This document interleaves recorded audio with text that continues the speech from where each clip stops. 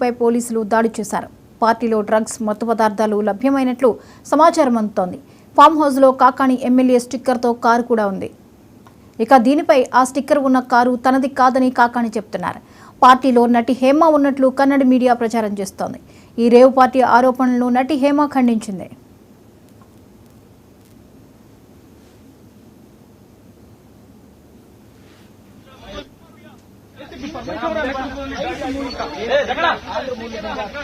ಆಯೋಜಕರು ಫ್ಲೈಟ್ ಮೂಲಕ ಅವ್ರನ್ನ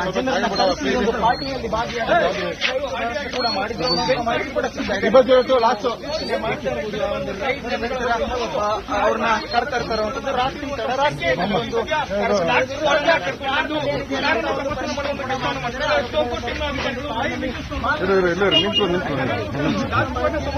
ನಮ್ಮವ್ರು ಮಾಡ್ಕೊಡ್ರಪ್ಪ ನಮ್ಮವರು ಕೆಲವೊಂದಷ್ಟು ಮಂದಿ ಎಸ್ಕೇಪ್ ಆಗಿರುವಂತದ್ದು ಅವರ ಬಗ್ಗೆ ಮಾಹಿತಿ ಕಲೆ ಹಾಕುವಂತ ಕೆಲಸವನ್ನು ಕೂಡ ಅಧಿಕಾರಿಗಳು ಮಾಡ್ತಾರೆ. ನೋಡ್ತಾ ಇರಬಹುದು ಈಗ ವಿಜುವಲ್ಸ್ ನಲ್ಲಿ ಸಿಬಿ ಅಧಿಕಾರಿಗಳು ಪರಿಶೀಲನೆ ಕೂಡ ನಡೆಸ್ತಾರೆ. ಹೀಗಾಗಿ ಎಡಮುರಿ ಕಟ್ಟಿದ್ದಾರೆ. ಕಳೆದ ಕೆಲವು ವರ್ಷಗಳಿಂದಲೂ ಕೂಡ హాయ్ అండి, నా మీద ఫేక్ న్యూస్లు వస్తుంది. ఏదో బెంగళూరులో ఏదో న్యూస్ స్ప్రెడ్ అవుతుంది, ఏదో ఎక్కడో నేను ఉన్నట్టు సంథింగ్ అనమాట. నాకు తెలీదు.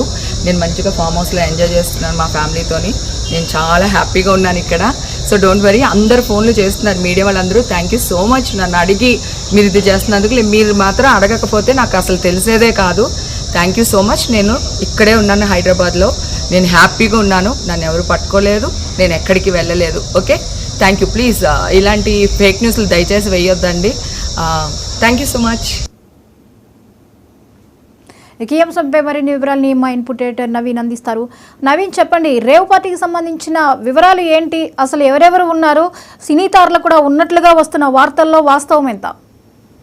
ప్రస్తుతానికి పోలీసులు ఇంకా దర్యాప్తు కూడా చెప్పడం జరుగుతుంది. ఈ రోజు ఉదయం 3 గంటల ప్రాంతంలోనే ఒక్కసారిగా బెంగళూరులో ఉన్నటువంటి స్పెషల్ క్రైమ్ బ్రాంచ్ పోలీసులు ఈ యొక్క దాడులకు నిర్వహించడం జరిగింది. అయితే దాదాపు 100 మందికి పైగానే అక్కడ ఈ యొక్క రేవ్ పార్టీలో పాల్గొన్నట్టు కూడా పోలీసు కూడా తెలపడం జరుగుతుంది. అందులో ప్రముఖులు కూడా ఉన్నట్టు కూడా పోలీసు కూడా చెప్పడం జరిగింది. ముఖ్యంగా సినీ సంబంధించినటువంటి తారాలు కావచ్చు, ఇటు పొలిటికల్ సంబంధించినటువంటి కొంతమంది బడాబాబులు కూడా ఉన్నట్టు కూడా పోలీసులు గుర్తించడం జరిగింది. వారికి సంబంధించినటువంటి సమాచారం కూడా సేకరిస్తున్నటువంటి పరిస్థితి నెలకొంది. అయితే ప్రస్తుతం అనుకున్నటువంటి సమాచారం ప్రకారం ఈ యొక్క రేవ్ పార్టీని మాత్రం హైదరాబాద్ చెందినటువంటి ఒక వ్యక్తి ఈ యొక్క రేవ్ పార్టీ కోసం అక్కడ ఉన్నటువంటి హాల్ ని కూడా రిసార్ట్ ని కూడా బుక్ చేశారని చెప్పేసి కూడా పోలీసులు తెలపడం జరుగుతుంది. ఇంకా ఎవరెవరు ఇందులో పాల్గొన్నారు, బడా నేతలు ఎవరు ఉన్నారు, ఇందులో డ్రగ్స్ ఎక్కడి నుంచి వచ్చాయి, ఇప్పటికే డ్రగ్స్ కూడా అక్కడ ఉన్నటువంటి పోలీసులు స్వాధీనం చేసుకున్నటువంటి నేపథ్యంలో ఇవి ఎక్కడి నుంచి తెప్పించారు, ఎంతమంది పాల్గొన్నారు, ఎంతమంది డ్రగ్స్ తీసుకున్నారు అనే కోణంలో కూడా పోలీసులు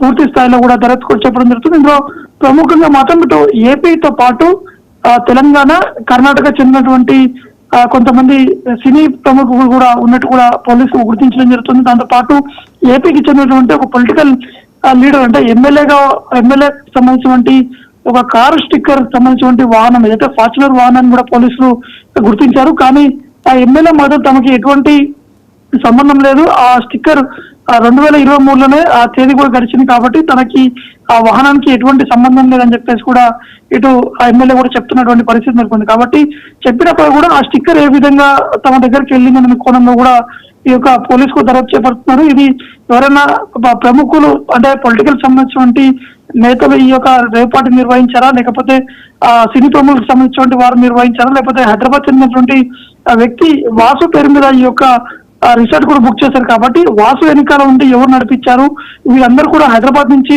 బెంగళూరుకి ఏ విధంగా వెళ్ళారు, ఏ ఫ్లైట్ కి వెళ్ళారు, వారితో పాటు ఇంకా ఎవరు ఉన్నారనే అంశాలు అవన్నీ కోణంలో కూడా పోలీసులు పూర్తి స్థాయిలో కూడా దర్యాప్తు కూడా చెప్పడం జరుగుతుంది. Right, thank you Naveen. Thank you. Please ఇలాంటి